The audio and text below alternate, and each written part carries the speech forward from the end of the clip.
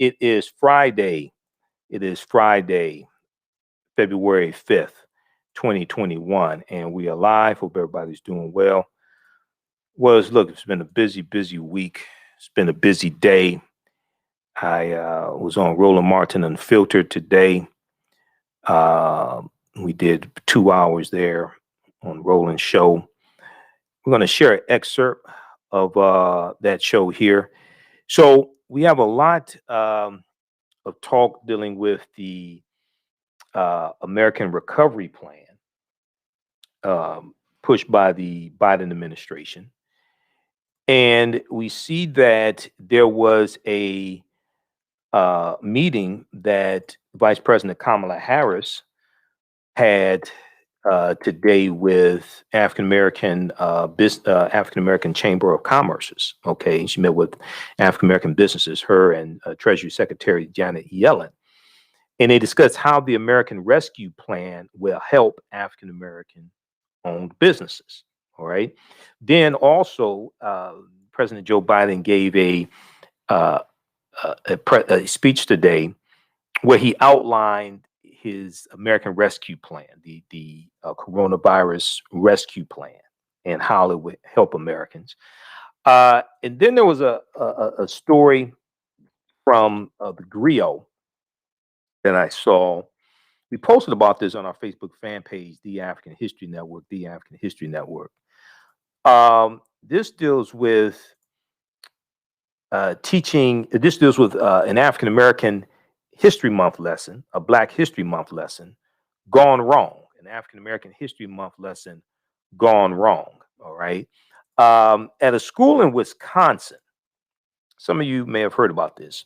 Wisconsin teachers have been put on leave for an assignment asking how to punish slaves.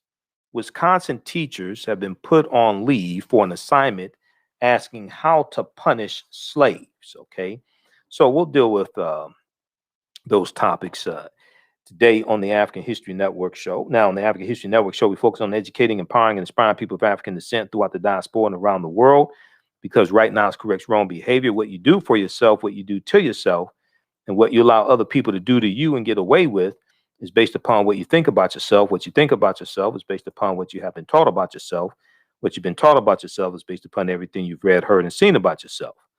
So when you control the radius of a man's thoughts, or a woman's thoughts, you can control the circumference of his or her actions, because the mind can't do or teach what it doesn't know. Now, we deal with a number of different topics here on the African History Network show. We deal with current events in history and politics, education, economic empowerment, entrepreneurship, love, sex, health issues, and much, much more. Sign up for, we're going to have to do a special segment dealing with love and sex and relationships. We may have to do that offline, but we may start on 9:10 a.m. Superstation, and then we're going to move that over to our social media platforms after midnight. All right, so that's enough of that. All right, cut that out. All right, so sign up for our email newsletter. Text the word Kemet, Kemet, the 22828. To sign up for our email newsletter, text the word Kemet, Kemet, the 22828. To sign up for our email newsletter. Also visit our website, AfricanHistoryNetwork.com, AfricanHistoryNetwork.com, to sign up for our email newsletter there as well. Okay, if you'd like this type of information, you can donate to the African History Network. $ the AHN Show through Cash App. $ the AHN Show through Cash App. Then also through PayPal, paypal.me/the AHN Show, paypal.me/the AHN Show. All right, that helps us to stay on the air and broadcast 6 days a week. Keep doing the research, pay some of the bills, etc. Also, or at our website, AfricanHistoryNetwork.com. Click on the yellow donate button. Okay, let's jump into this first topic here. So I was on Roland Martin Unfiltered today, and we talked about Joe Biden's American Rescue Plan. He did a press conference today to discuss that. And then we also talked about the meeting that Vice President Kamala Harris had, the roundtable with Black businesses. I want to go to this clip number one from we'll go to clip number one from MSNBC. Shakita, Joe Biden outlines his $1.9 trillion American Rescue Plan for economic relief. Let's go to this clip.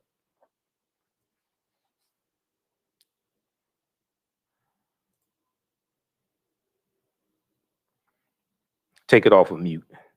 So also check out the article from NBC News as well that deals with that deals with the $1.9 trillion plan. Washington moves in unison toward passing sweeping coronavirus relief package. Okay, after entertaining working with Republicans, Democrats now appear set on acting to pass a $1.9 trillion proposal. We have the clip queued up. A lot of folks are losing hope. And I believe the American people are looking right now to their government for help, to do our job, to not let them down. So I'm going to act. I'm going to act fast. I'd like to be doing it with the support of Republicans. I've met with Republicans. There's some really fine people who want to get something done, but they're just not willing to go as far as I think we have to go. I've told both Republicans and Democrats that's my preference to work together. But if I have to choose between getting help right now to Americans who are hurting so badly and getting bogged down in a lengthy negotiation, or compromising on a bill that's up to the crisis, that's an easy choice. I'm going to help the American people who are hurting now. That's why I'm so grateful to the House and the Senate for moving so fast on the American Rescue Plan. Here's what's in that plan. First, it puts $160 billion into our national COVID-19 strategy, which includes more money for manufacturing, distribution, and setting up of vaccine sites. Everything is needed to get the vaccines into people's arms. There's simply nothing more important than us getting the resources we need to vaccinate the people in this country as quickly as possible. So job number one of the American Rescue Plan is vaccines. Vaccines. The second, the American Rescue Plan is going to keep the commitment of $2,000. $600 has already gone out. $1,400 checks to people who need it. This is money directly in people's pockets. They need it. We need to target that money, so folks making $300,000 don't get any windfall. But if you're a family that's a two-wage earner, each of the parents, one making 30 grand, one making 40 or 50, maybe that's a little more than, well, yeah, they need the money, and they're going to get it. And here's what I won't do. I'm not cutting the size of the checks. They're going to be $1,400, period. That's what the American people were promised. Very quickly, here's the rest of my plan. It has money for food and nutrition so that folks don't go hungry. I think our Republican friends are going to support that. It extends unemployment insurance, which is going to run out on March 13th of this year to the end of September of this year, because we're still going to have high unemployment. It helps small businesses, thousands of whom have had to go out of business. It has money to help folks pay their health insurance. It has rental assistance to keep people in their homes rather than being thrown out on the street. It's got money to help us open our schools safely. There's money for child care, for paid leave. It gets needed resources of state and local governments to prevent layoffs of essential personnel, firefighters, nurses, the folks that are school teachers, sanitation workers. It raises the minimum wage. It's big and it's bold, and it's a real answer to the crisis we're in. Well, we were watching the White House COVID. All right, pause it right there, Shakita. I know we're coming up on the break. We'll continue this on the other side of the break, and we'll talk about the roundtable that Vice President Kamala Harris had with African American owned businesses today as well. We talked about that on Roland Martin Unfiltered. You listen to the African History Network show right here on 910 AM Superstation WFDF. I'm Michael Imhotep. We'll be back in a few minutes. Stand by, everybody. One commercial break. How's everybody doing? It's Friday, February 5th, 2021. We're on Monday through Friday, 11 p.m. to 12 midnight Eastern Standard Time. I just finished doing a broadcast promoting the online course that I'm teaching starting up Tuesday, February 9th, 8 p.m. to 10 p.m. Eastern Standard Time. It's eight consecutive Tuesdays. Ancient Kemet, the Moors, and the Maafa, understanding the transatlantic slave trade. What they didn't teach you in school, Ancient Kemet, the Moors, and the Maafa, understanding the transatlantic slave trade. What they didn't teach you in school.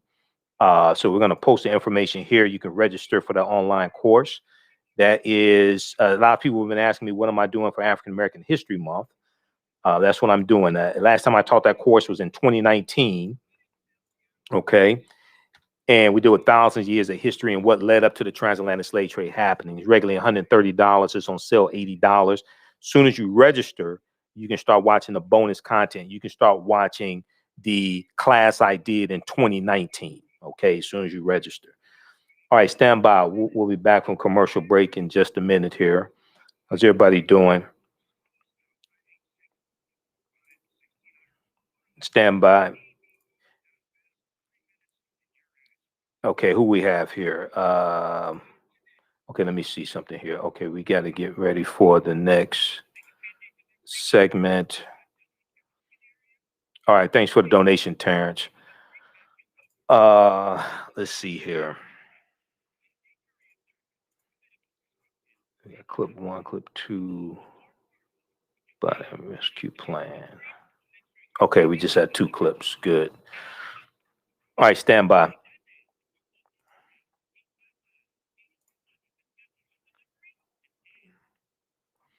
Welcome back to the African History Network show right here on 910 AM, the Superstation, the Future Radio. I'm your host, Brother Michael Imhotep. It is Friday, February 5th, 2021, and we are live. Hope everybody's doing well. Calling number is 313-778-7600.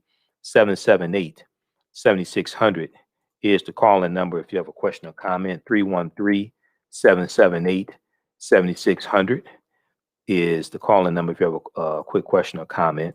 Right before the break, I was sharing an excerpt of the press conference that Joe Biden held today. Actually, his speech, I should say. I don't think he took questions. And this ties in, and this deals with the American Rescue Plan, the $1.9 trillion American Rescue Plan.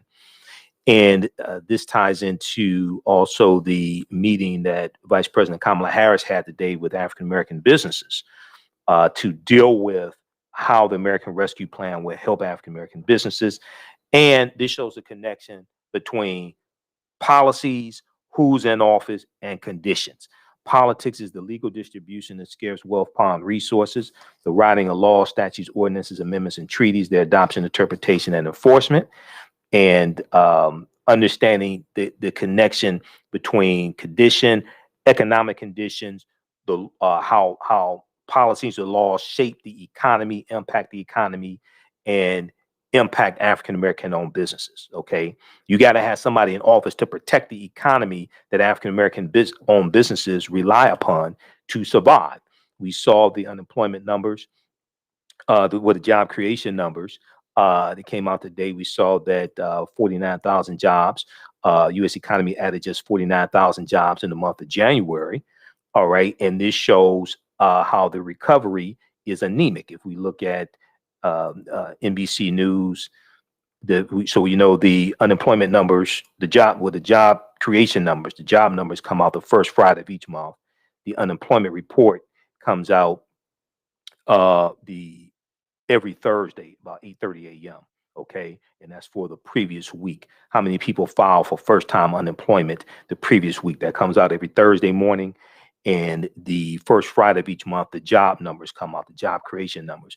We see the U.S. economy added just 49,000 jobs in January, signaling ongoing fragility of the labor market. Okay, you can read the full labor report at BLS.gov, Bureau of Labor Statistics, BLS.gov. We're still in the dark days of the winter with respect to the pandemic and the economy, one economist said. All of this is connected. Okay, the economy added a meager 49,000 jobs in January, and the unemployment rate fell to just 6.3% as the size of the labor force shrank okay, signaling the ongoing fragility of the recovery. Economists had expected 50,000 jobs to be added and the jobless rate to remain unchanged. January's report, the first monthly release under President Joe Biden, is an improvement from the December 2020 report, which saw a reversal of 227,000 jobs. I mean, 227,000 jobs were lost in the December 2020 report. However, it does not even capture the millions of people economists estimate have dropped out of the labor force. The millions of people economists have the millions of people economists estimate have dropped out of the labor force and are no longer working, no longer looking for work. Okay, they're not even counted in that 6.3% unemployment number. That's the U3 number, by the way. Not to make this too complicated, there's 6 different unemployment numbers, U1 through U3. U3 looks at people who have looked for a job in the past 4 weeks. That's the U3 number. Okay. If you go to bls.gov and search for how is the unemployment rate calculated, they break this down and they break down U1 through U6. You have to understand what the actual number represents. Okay. All right. And then they break down the unemployment rate through race as well. They break it down by race. So nearly 18 million Americans continue to receive unemployment benefits of some kind. Nearly 18 million Americans continue to receive unemployment benefits of some kind. This is directly directly showing how politics impacts the economy, which then impacts people's businesses. Millions of businesses have been closed. 41% of African American owned businesses went out of business as of April of 2020. Okay. If you look at the article from Forbes.com, I talked about it. You've heard me talk about this before, and we talked about it on Roland's show today. And this is something that I'm pretty familiar with because my degree is in business administration. Okay. So this is stuff we study. I'm pretty familiar with this and understanding how politics impacts economics. Read this article from Forbes.com. The COVID-19 crisis has wiped out nearly half of Black small businesses. Now, this article is from August 10th, 2020. August 10th, 2020. All right. And it talks about how nearly half of Black small businesses have been wiped out by the end of April 2020 as the pandemic ravaged minority communities disproportionately, according to a report from the New York Federal Reserve. Black-owned businesses were more than twice as likely to shutter as their white counterparts, the report found. Nationally, representative data on small businesses indicate that the number of active business owners fell by 22% from February to April 2020, the largest drop on record. Black businesses experienced the most acute or the worst, the biggest decline with a 41% drop. Latino business owners fell by 32% and Asian business owners dropped by 26%. Okay, Asians were closing up their businesses. So when I hear people say we're not going to vote, we're just going to do economic empowerment, do like the Asians, you mean you're going to close your business down? Because that's what many Asian businesses were doing, shutting down. It was 41% in April 2020. It's at least 50% by now of Black-owned businesses that have gone out of business. So read this full article here from Forbes.com.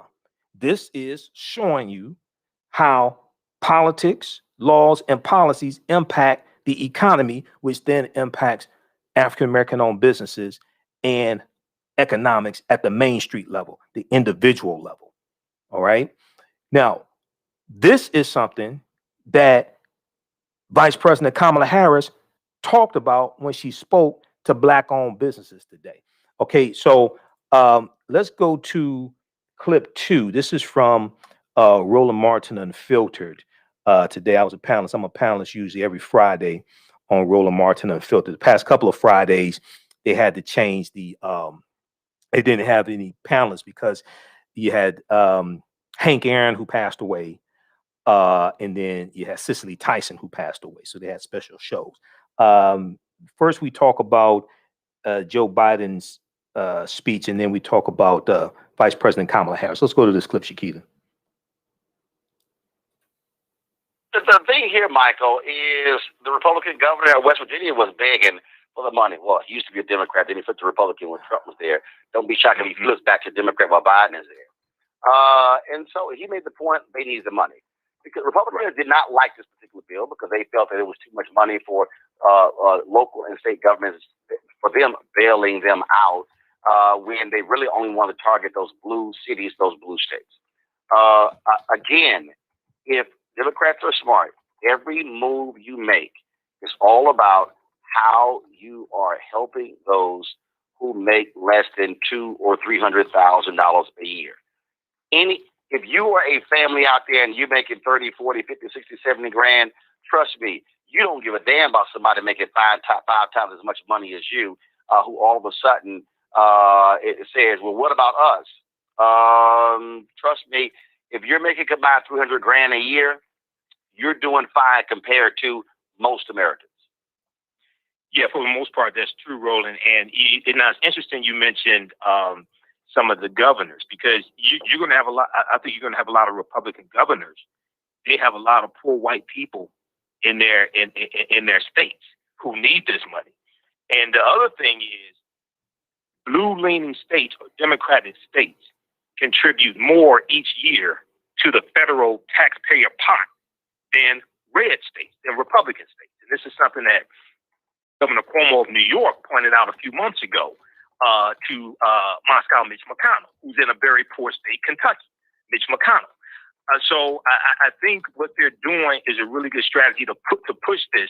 I think you may have, like in the House, you may have a handful, maybe some of those 11 Republicans that voted to strip Marjorie Taylor Greene of her committee assignments. You may have a handful of that, but we can't wait.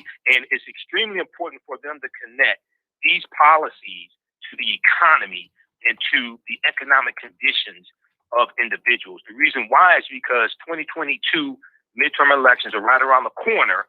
And as TheGuardian.com pointed out, and I've dealt with on my show and you've dealt with on your show, Republicans in state legislatures across the country have introduced 106 bills to make it harder to vote, especially for African Americans and Latinos, et cetera.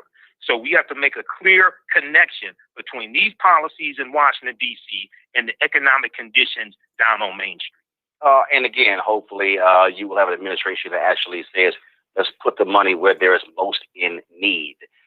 Today, Vice President Harris, as well as Treasury Secretary Janet Yellen, sat down with Black business leaders, talked about this very issue. Here's some of that 1 hour discussion. February. It is Black History Month, but I think as we all are concerned, Black History Month is every month.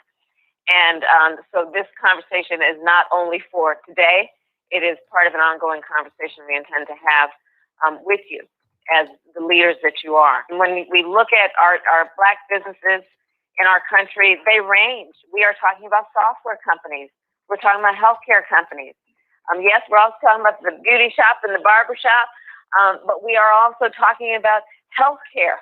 We are also talking about childcare. We're also talking about manufacturing, because Black businesses, of course, are engaged in the business of keeping America running. And so in every sector, these businesses are present. And that is how we think of then the role that you play, but also our responsibility to support you in all of those sectors. And during this pandemic, as the Secretary has said, this has been rough. We have all seen estimates that as many as 40 to 50% of Black businesses have closed, perhaps permanently. Nationally, we know small businesses, of which the majority of Black businesses are, employ 50% of America's workforce, either because that worker is a small business owner or works for a small business. So when we're talking about the impact on the overall economy and country, it's profound. And And our research also has shown that in the pandemic, and this is something that is a lived experience for many of you and your members, the PPP program was not accessible to so many of our Black-owned businesses. And it had to do with a multitude of issues, which included that those businesses were not necessarily engaged with the big banks, didn't necessarily have the familiar or the consistent relationship, if not any relationship, with a banker who could then call somebody up and say, Miss Smith, this thing is coming down and this is how you apply for it. But what we know is those relationships do exist. And so for whom those relationships are intact, they got the benefit. And for whom those relationships are not intact, they did not get the benefit of the PPP. So the president and I, together with the secretary, have been looking at how we can do better, knowing the mistakes that were made, and improve on what we need to do to bring relief to the businesses of our country to help our economy grow. So we are thinking of it in two ways as a general matter. There is the piece of it that is about what we need to do to get control of the public health component crisis of the pandemic. And so I'm going to talk for a minute about vaccines. And it is about getting our businesses back up and running, understanding those 2 points are inextricably linked. That one of the reasons we got into the catastrophe, the most recent catastrophe, I'm going to put aside pre-existing issues, but the most recent catastrophe around our Black businesses is because also we need to get control of the pandemic. So on the subject of the pandemic, we have crafted, and the president has proposed the American Rescue Plan. And a large part of that plan is focused on vaccination. And so, for example, we are putting in $400 billion to have a vaccine distribution plan. And this is the first time that the federal government has come in, sadly, since the pandemic started, to support states to do the vaccine distribution piece. But that's going to be up and running. So part of what we're going to ask is for your assistance and support for that component, not only of the American Rescue Plan, but what we need to do to actually make it work, meaning getting folks to go and get vaccinated. Because it's good to have a vaccine, but if folks don't get vaccinated, it won't save the lives we intend to save. We also have a part that is basically about bringing the economy back to full employment, and doing that in a way that we understand that Black workers see the biggest wage gains when the economy is at full employment. So the way we're going to do that is, yes, by the vaccinations, but also we need to open schools and reopen them safely. So that is part of our American Rescue Plan. Also, we made a commitment for $2,000 of relief to families. There was a down payment on that in the previous bill of $600, and we intend with this next bill, the American Rescue Plan, to have $1,400 checks going out to those folks who are most in need by way of relief, to help them get through this moment of crisis so that at the end of it, they can get back up and recover in the way that we intend. And also, more specifically for our businesses, we are also creating a specific package of relief that is about $15 billion. This did not exist in previous bills, in the relief bill. $15 billion going to grant programs, not loans, grants, targeted at our smallest businesses, of which the majority of Black businesses are, and targeted at our Black and brown and minority-owned businesses. So this is some of the work we are doing, in addition to, as the Secretary said, what we are doing around the CDFIs, the Community Development Financial Institutions. And as a point of personal pride, that was one of the last things I worked on when I was in the Senate, together with Senator Cory Booker, Senator Mark Warner, and others. And the idea is basically to put more capital, to infuse more resources into our community banks, knowing that those are the ones that have the relationships with our businesses and are best equipped to support them, not only by way of grants and loans, but also by way of helping them grow their businesses, helping and surrounding them with the infrastructure of skills and resources they need to sustain a business. So these are some of the areas of focus. This right here, Michael, is where, again, targeted efforts need to be made. Unlike where you had the Trump folks, who it was all about big business and helping those who already got money. Well, not only was it all about big business and helping those that already had money, it was also removing the inspector general who watched over how the money was distributed. Okay. And then we found out that you had like some Trump-related businesses or something like that got money as well from the first round of the, I think it was the first round of the stimulus bill. So this is extremely good. I'm glad Madam Vice President Kamala Harris had this meeting along with Janet Yellen. And once again, this is an example of how politics is the legal distribution of scarce wealth, power, and resources, and the writing of laws, statutes, ordinances, amendments, and treaties, their adoption, interpretation, and enforcement. It's important for us to go back and look at the article from Forbes.com from April of 2020. 41% of Black-owned businesses had gone out of business because of the COVID economy as of April 2020. Now it's probably at least 50%. So what we just saw is an example of how elections have consequences and African Americans voting their interests. So we have to follow through on this. But what I just saw, that's a good start. I keep saying, you should follow the money, follow the money. Hey, okay, pause it right there. At the end Shakita, of the day, pause it right there. Okay, so all this is connected. All this is connected. Okay. Now you have some people. Let me see. There goes the I just say it's 1,400. It's 600 plus 1,400, which is 2,000. But it's a $1.9 trillion bill. Look at what's in the bill. See, this reminds me of when you had the $2.2 trillion stimulus bill, the coronavirus bill, and there was a $1,200 stimulus check, and fathers who were behind on child support, they would keep either a portion or all of the check. They wouldn't keep it. It would go to the child. It would go to the custodial parent. It would go to the mother, to go to the child. And you have people putting out videos and things like this about this. Now that was based upon 1996 tax law.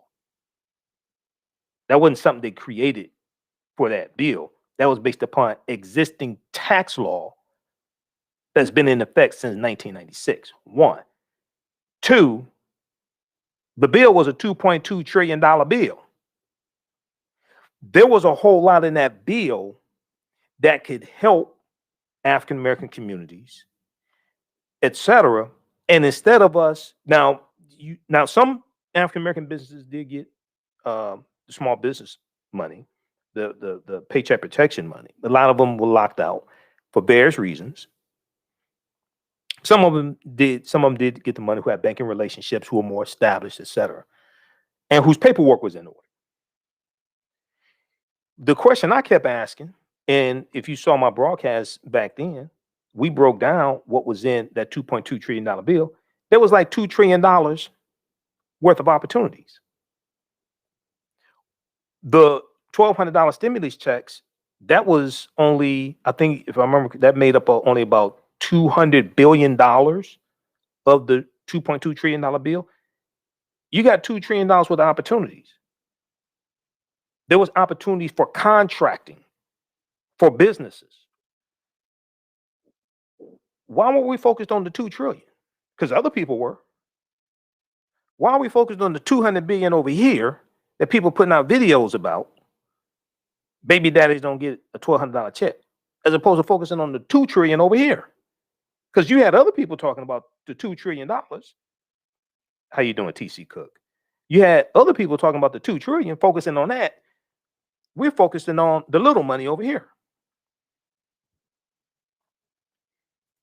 So we have to change our perspective as well. Now, the other thing about the money, and go read the article from it was originally from thegrio.com, picked up by Yahoo News, written by April Ryan for the Grio. Okay. And we'll pull it. We talked about Byron Allen yesterday on the show.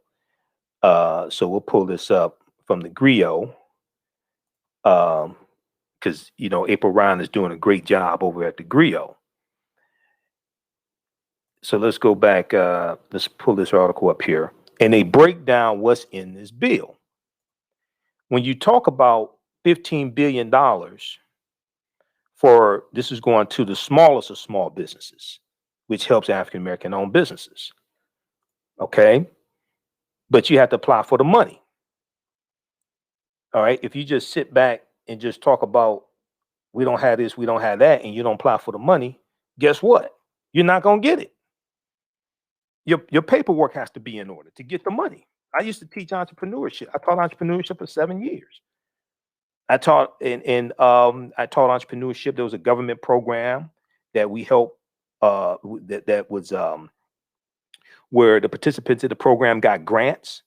The small businesses got grants, but they had to they got grants for their small business.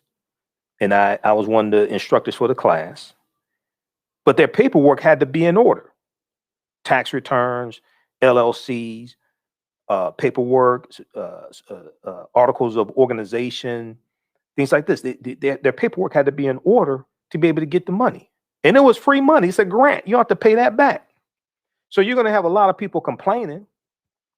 Okay. And you're going to have some people say, well, minorities can apply for this money. So my response to them as somebody who's actually managed African-American owned companies that have had government contracts with the city of Detroit, county of Wayne, and state of Michigan.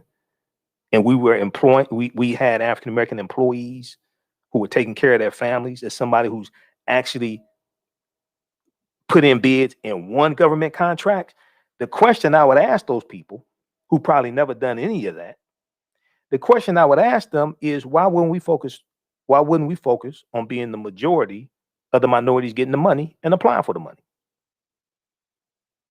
If the money's there, $15 billion in grants to the hardest hit small businesses. If the money's there, why would we sit up on social media complaining as opposed to focusing on being the majority of the quote unquote minorities applying and getting the money? Because many people's minds are wired to complain and not wired to conquer, not wired to accomplish. Okay. This is why you have to be careful of who you spend your time with. If you hang around 4 broke people, you're going to be number 5. You have to be careful of the company that you keep. You have to be careful of the information that you read. Your thoughts create feelings. Your feelings create actions and behaviors. Your actions and behaviors create results. When you study gurus of sales like Zig Ziglar, Tom Hopkins, when you study people like Les Brown, but even more so like Dr. Dennis Kimbrough, this is the type of information that you're going to get. I've read all of them. I have tons of books dealing with sales because I was in sales for over 20 years. I have tons of books dealing with business and sales. I don't just study history. My degree's in business administration. I'm a historian, but I have a varied background. This is extremely important right here. This ties into policies. Okay. But all this right here, this bill, this is the result of African Americans voting their interests and voting Trump out of office and voting in Joe Biden and Vice President Kamala Harris. This is the result of organizing. This is the result of African Americans voting our interests and realizing that Trump was deaf and he's got to go. And other people agree with us and realized it also. So read this article here written by our sister April Ryan for thegriot.com. Vice President Harris hosts roundtable with Black Chamber of Commerce. This is from February 5th, 2021. Okay. All right. We'll post the link here to this article. Because I oftentimes hear a lot of people say all this, all these people popping off at the mouth on social media. I call them mouth poppers. And then you ask them, well, what have you done? What have you accomplished? You ever had government contract? You ever done this? You ever done that? They ain't done none of that stuff. They just running their mouths. Okay, so that's why I don't spend a whole lot of time around them. All right. next, let's go to this. I want to go to this next story here. This is dealing with Wisconsin. All right.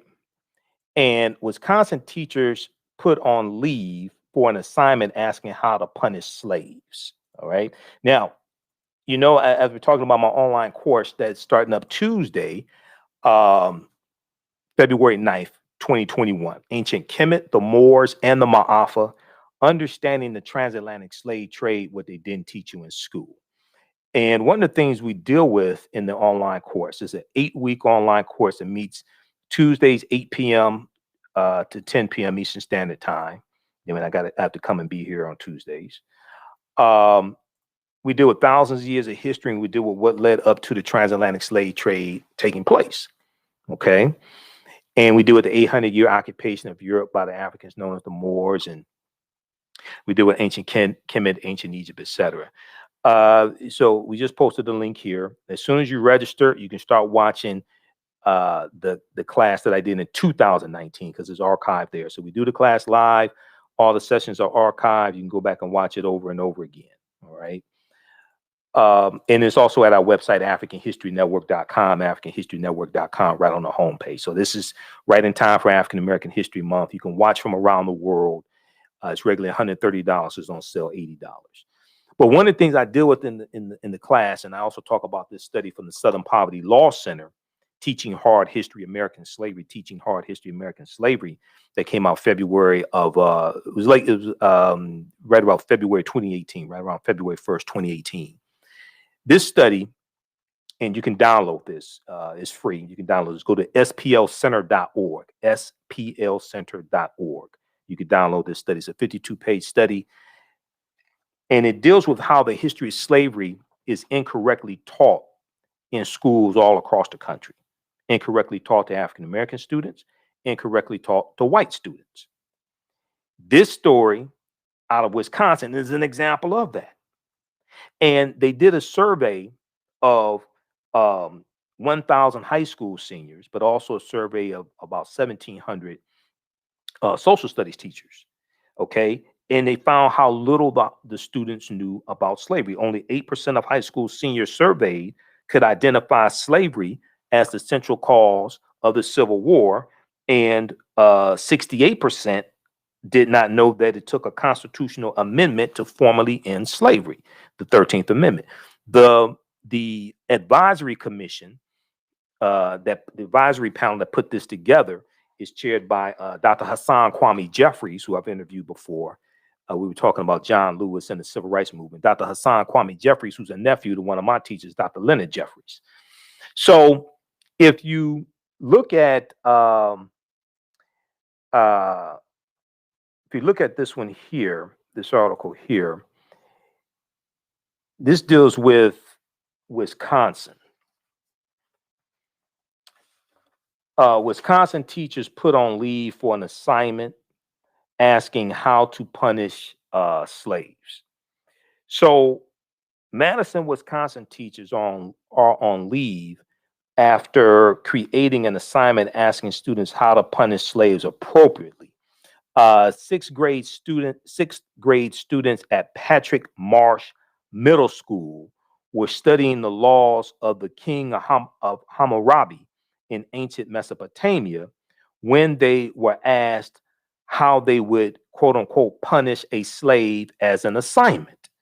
Now, Desaria Irvins, whose son attends the school, said what made the assignment even more piercing is the fact it happened on the first day of Black History Month, African American History Month. And probably on our show Sunday night, we'll deal with the history of African American History Month, and we'll deal with the Dr. Carter G. Woodson and Association for the Study of Negro Life and History, and he co-founding the association September 9th, 1915, and 1915 was the 50th anniversary of the end of the Civil War and the 13th Amendment of all that. We'll probably deal with that on Sunday's show. All right.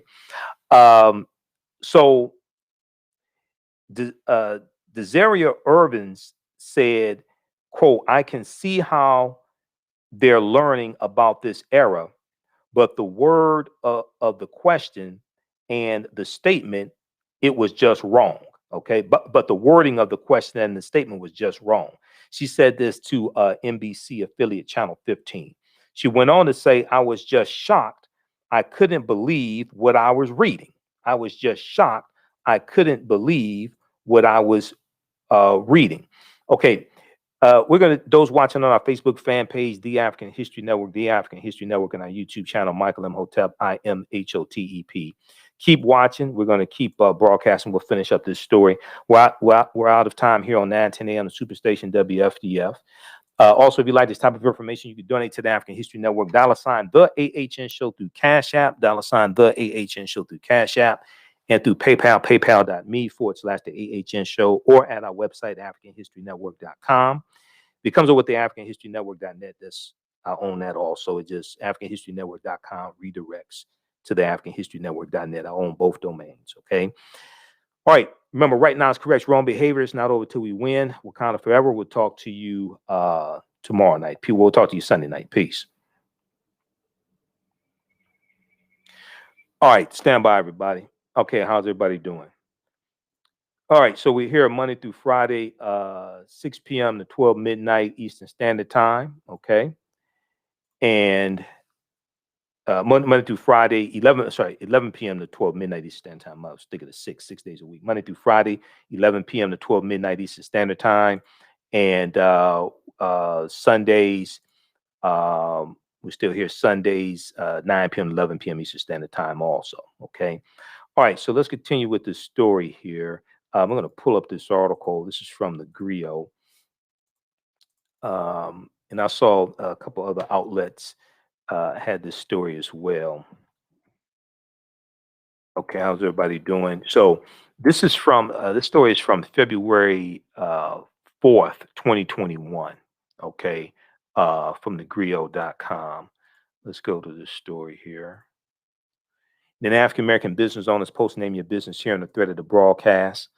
And email us at customerservice@AfricanHistoryNetwork.com. Customerservice@AfricanHistoryNetwork.com. We'll let you know how you can advertise with the African History Network.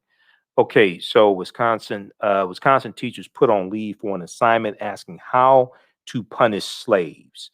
Okay, Desaria Irvins, whose son attends the school, said what made the assignment even more piercing is the fact that it happened on the first day of Black History Month. All right, so if we look at the story here, and once again, this is an example. I've covered a number of different stories of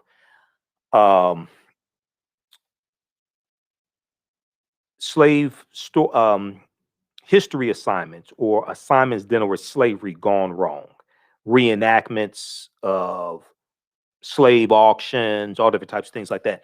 And one of the things that's really good about the study from the Southern Poverty Law Center, Teaching Hard History, American Slavery, is that it gives recommendations of what not to do, how not to teach history.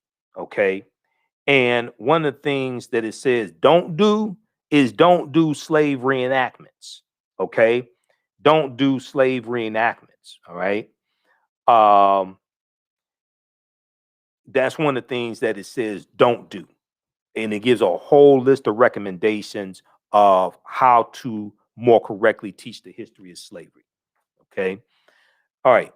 Don't pay attention to the dumbass trolls. I'll just block them. We don't have time to deal with that. They don't have a life, nothing better to do. Okay. So don't even worry about that. All right, let's continue here. So I want to try to pull this up here, NBC Channel 5 in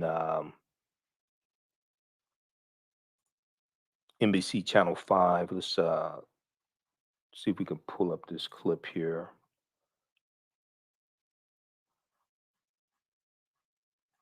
Okay.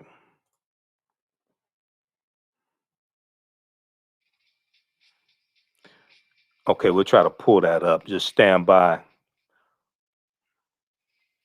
New tonight, classroom controversy. The principal of Patrick Marsh Middle School in Sun Prairie is apologizing after this assignment asked sixth graders a hypothetical question about slavery. NBC 15's Michelle Beck spoke with one mother who brought her concerns to administrators. And Michelle, there's an internal investigation underway. 12-year-old Xavion Hopkins took the assignment to his mom, not telling her what exactly it was. But by the look on his face, his mom says she knew something was wrong. I just grabbed the laptop and I looked at it and I was just like, what? And just shocked. I couldn't believe what I was reading. During social studies class Monday, Desaria Irvin's sixth grade son Xavion learned about ancient Mesopotamian law, Hammurabi's code. I can see how they're learning about this era, but the wording of the question and the statement, it was just wrong. The activity presented different scenarios, but the one that drew controversy at Patrick Marsh Middle School asked this: a slave has disrespected his master by telling him, "You are not my master. How will you punish this slave?" It made me think of how they would treat me if I was in person in class. What would they think of me? And would they treat me like I was an outsider, and it made me feel scared and unsafe. Irvin says she took her frustration to the teacher and the principal. Later that day, Principal Rebecca Zahn explained in an email to all families the purpose of the activity was to help students understand how order was kept in the early civilization, how the laws were developed, and how unjust they were. She continued, "We know that it caused harm to our students and their families. Our intent missed the mark, and for that, we are deeply sorry." To really give this a name, is this an act of racism? The family also connected with Michael Johnson, the CEO of the Boys and Girls Club of Dane County. He says he took the issue to the superintendent. It's a lack of cultural competency. It's a lack of training. And there might be some underlying issues that we don't know about. Superintendent Brad Sarin also wrote to families this afternoon apologizing for a, quote, grave error in judgment. He explained the activity was not part of a district curriculum and that teachers involved have been placed on administrative leave. Live in the newsroom, Michelle Beck, NBC 15 News. Okay, so that is from NBC Channel 15 News. If we go back to the article here from the Griot, it says Principal Rebecca Zahn and Associate Principal Amy Schernicker said, quote, "We regret that this assignment was not racially conscious and did not align to our district's mission and vision of equity." Okay. We know that it caused harm to our students and their families. Our intent missed the mark, and for that we are deeply sorry. Going forward, we will be sure to think critically about whether our intent matches our impact. Okay, so and you heard Irvin's Desaria Irvin's son Xavion said the assignment deeply troubled him. And one of the things, when you read the study from the Southern Poverty Law Center, one of the things they talk about is how the slave reenactments and some of these history lessons dealing with slavery can be traumatic for students, make them feel inferior, can cause problems when they're not done correctly. Okay, this sounded like one of those lessons gone bad, slavery lessons gone bad. Now, the Sun Prairie Area School District placed the teachers on administrative leave pending an investigation. They did issue an apology. Okay, so you heard Michael Johnson, who called the assignment a lack of cultural competency. Desaria Irvin's also reached out to the CEO of the Boys and Girls Club of Dane County, Michael Johnson. Now, this story comes on the heels of a Michigan teacher, and you'll see these stories periodically. This story comes on the heels of a Michigan teacher issuing a similar assignment back in December 2020, as previously reported by the Griot. A Detroit mother is concerned and upset after her daughter's 7th grade teacher thought it was appropriate to ask students the best way to discipline slaves. This was reported by WXYZ Channel 7 here in Detroit. Quote, "I never want my daughter to feel that way again. the way she felt this morning, said Jala Holt, the girl's mother. This was at Frost Middle School. Jade is a 7th grader at Frost Middle School. She said it was weird. It was weird and uncomfortable. This is in Livonia, which is a white suburb of Detroit. And she said this in regards to how she felt about her coursework to WXYZ Channel 7. She said, I read the question and typed my answer. It was there will be no punishment because I do not believe in slavery. Okay, that was her answer. There will be no punishment because I do not believe in slavery. Now, the question asked, the question read, a slave stands before you. This slave has disrespected his master by telling him, you are not my master. How will you punish this slave? Okay, that's not the way. You don't want to teach slavery like that. History, that's not too good. All right. Now, concerns, the school issued a statement obtained by Channel 7 News. Concerns from a parent were brought to our attention this morning, and we have reviewed a social studies assignment given to 3 classes of our 7th grade students. We apologize. See, we recognize the assignment in question was not constructed appropriately, as we believe in the importance of approaching topics of slavery in any era of world history with the utmost care and consideration. All right. So check out this article here from thegrio.com. This deals with another history lesson gone wrong, gone awry. Wisconsin teachers put on leave for an assignment asking how to punish slaves. It sounds like the teachers were not African American. It sounds like the principal and the assistant principal sounds like they were not African American either. Okay. All right, how's everybody doing? We have Michelle, Donna, Nicole, a few of the people watching, Greg, Rhonda. All right. You've heard me talk about the bundle pack we have at AfricanHistoryNetwork.com. All this helps us keep doing the research, stay on the air, keep broadcasting. So for African American History Month, we have a 15 DVD bundle pack that includes 15 of my lectures, DVD lectures that I've done. It's also in digital download format. The Michael Imhotep 15 DVD bundle pack. Okay, this is at AfricanHistoryNetwork.com, AfricanHistoryNetwork.com. And I'm going to pull this up here. It's right on the homepage of our website. It's on sale $100. It's a 15 DVD bundle. And let's see here. I think we still have it up. Yeah, we still have this up here. Let me show you this quickly.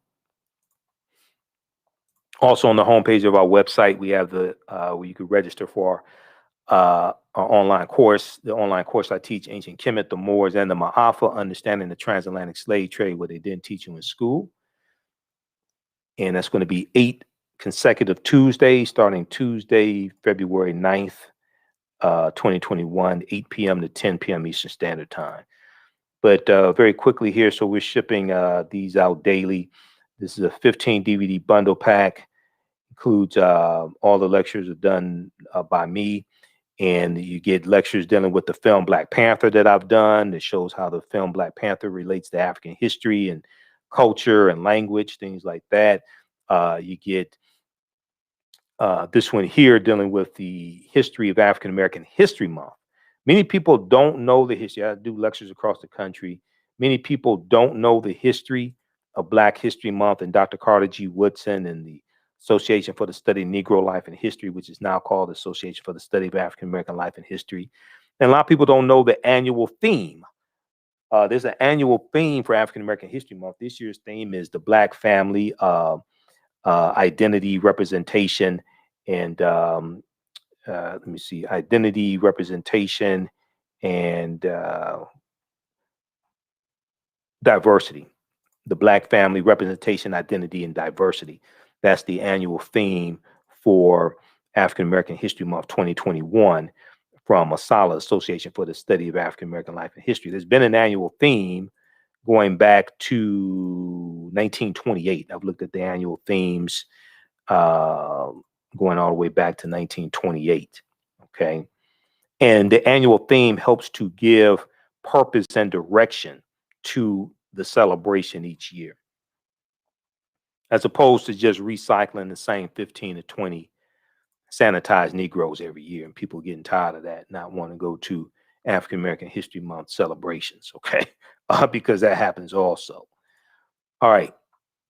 So you get my presentation dealing with breaking the chains while we celebrate African American History Month, exposing the myths. You get that one. That's about a 3-hour presentation. And then also Malcolm X, 50 years later, why is he still relevant? This one here dealing with the distortion of the legacy of Dr. Martin Luther King Jr., the revolutionary, will not be televised on the television.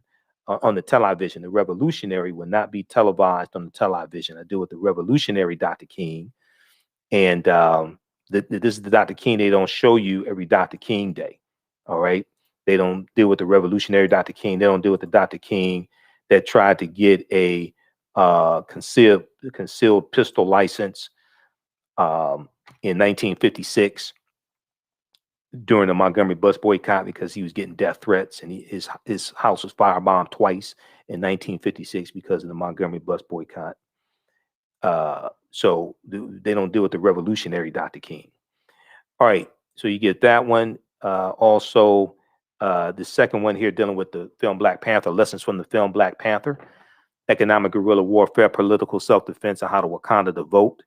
This deals with, this presentation deals with how do we take the enthusiasm from the film Black Panther and actually use it for political empowerment and economic empowerment, okay? So we have that. We have that one as well. Then we have, let's look at this here. So we have that one. Then we have this one here, the Three-Fifths Compromise of 1787, and also deal with the Electoral College, the origins of the Electoral College, how it actually works. In the Three-Fifths Compromise, we deal with the Philadelphia Convention in Article 1, Section 2, Clause 3 of the U.S. Constitution, that people mistakenly think said we were 3/5 of a human being. That's not what it said. Okay, it's dealing with representation. How do you determine how many seats in the House of Representatives slave-holding states will have? Okay, that's what that's dealing with. How do you determine how many seats in the House of Representatives slave-holding states will have? Okay, that's what that's dealing with. Okay, all right. So we deal with that also, and because that's oftentimes misunderstood. A lot of people think it was saying we were 3/5 of a human being. No, it's counting 3/5 of the population of the slave-holding states. Okay, so if Virginia, hypothetically, if Virginia had 100,000 slaves, then you would count 600,000 of those slaves to determine how many seats in the House of Representatives Virginia would have. That's what it was dealing with. It wasn't saying they were 3/5 of a human being, because a lot of the southern states didn't recognize their humanity at all. Okay, or recognize them as being human at all. And then at the same time, the free population, the full population of free African Americans was counted as well, even though it was a small population, depending upon classification, etc. But the full population of free African Americans at the time was counted. So we have that presentation. Then we have this one here dealing with entrepreneurship and economic empowerment, 13 forms of wealth and redistributing the pain, keys to economic empowerment and entrepreneurship for African Americans. And I tie that into historical African American figures as well.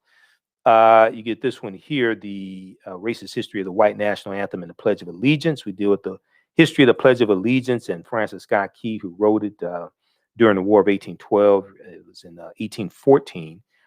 He wrote that. And then we deal with the Pledge of Allegiance, written by Francis Bellamy. He was a socialist minister in 1892. He wrote the Pledge of Allegiance. And then I tie all that into the history of Colin Kaepernick's protests. Okay. So you get that one as well. And then you can purchase these individually or in a bundle pack. This one here, this is a double lecture I did with Dr. David Imhotep, who wrote the book, The First Americans Were Africans, Documented Evidence.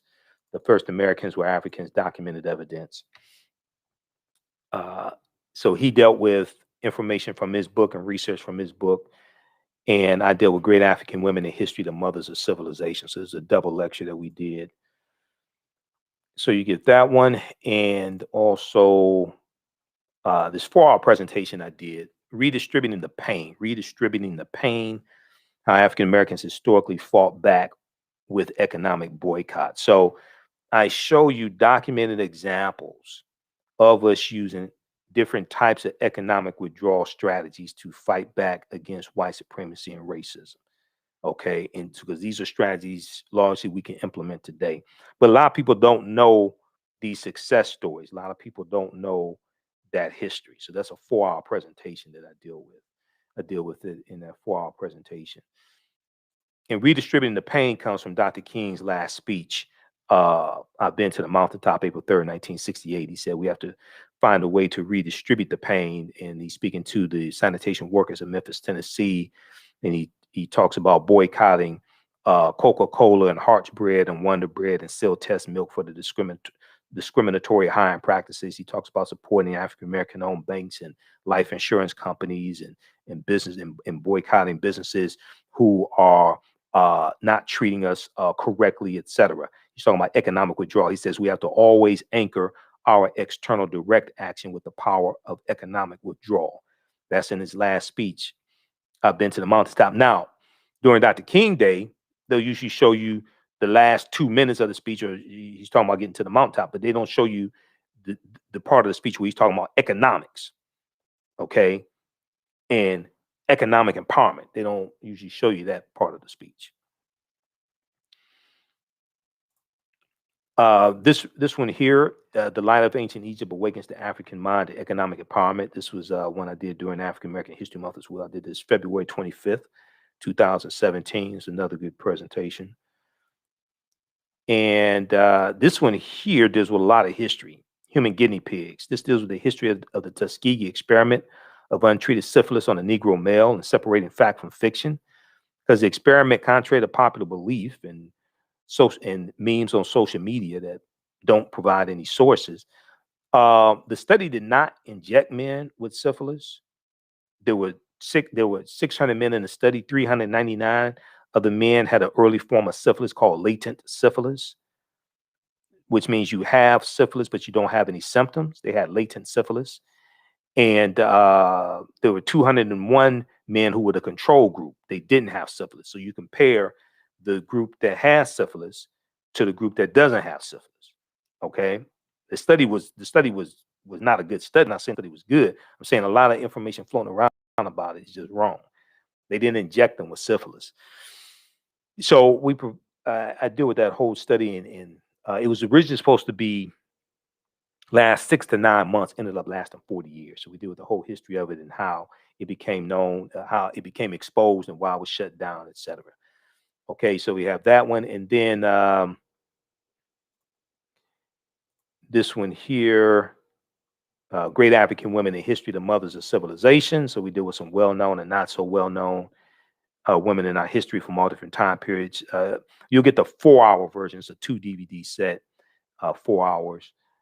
This one deals with lessons from the film Black Panther. I'm doing a presentation to 60 5th through 12th graders and their teachers, and we're dealing with different themes from the film Black Panther, how they actually relate to history, how they can actually use this to teach history. Okay, so I'm doing a PowerPoint presentation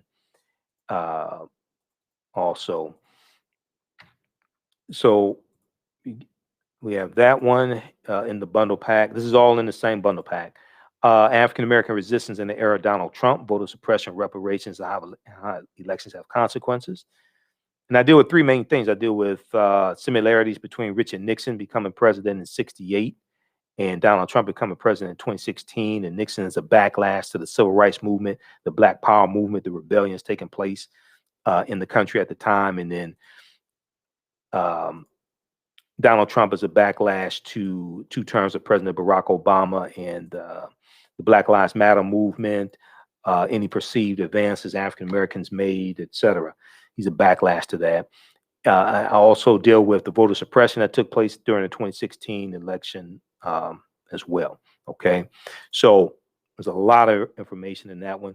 And this last one here, Ancient Kemet, the Winter Solstice and the History of Christmas. Ancient Kemet, the Winter Solstice and the History of Christmas. So this deals with the pre-Christian celebrations, winter solstice celebrations that existed before Christmas that influenced, that are going to be incorporated into the celebration of Christmas, that will shape the creation of what we know as the celebration of Christmas. Okay, and we deal with pre-Christian ancient winters festivals celebrated by Europeans, like the Festival of Saturnalia, the Festival of Mithra, the Festival of Yule, etc. And these usually took place either around the winter solstice, December 21st, or the vernal equinox, March 21st. The vernal equinox, March, the first day of spring.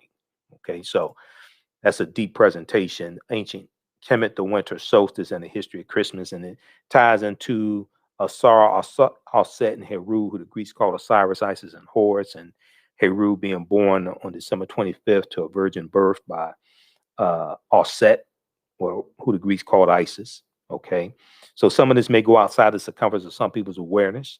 Just because you never heard it before, disagree with it, or don't like it, does not mean it's not true. Just means you have to do some research to understand what I'm talking about. So we provide you with that information. So that's the Michael Imhotep Black History Month 15 DVD bundle pack. It's available right now at AfricanHistoryNetwork.com, right on the home page. So we are shipping these orders out, and we'll post a link here again as well. Okay, so hey, we'll be back. We're here Monday through Friday, 11 p.m. to 12 midnight Eastern Standard Time, and Sundays, 9 p.m. to 11 p.m. Eastern Standard Time. The African History Network show. We have to get out of here. Remember, at the African History Network, we focus on educating, empowering, and inspiring people of African descent throughout the diaspora and around the world, because right now it corrects wrong behavior. We'll be back Sunday night. And visit our website, AfricanHistoryNetwork.com. We also have a recommended reading list of books there. Click on book lists. You can read articles I've written. Follow us on our Facebook fan page, The African History Network, The African History Network. Turn on notifications so you know when we go live. Follow us on our YouTube channel, Michael Imhotep, IMHOTEP, as well.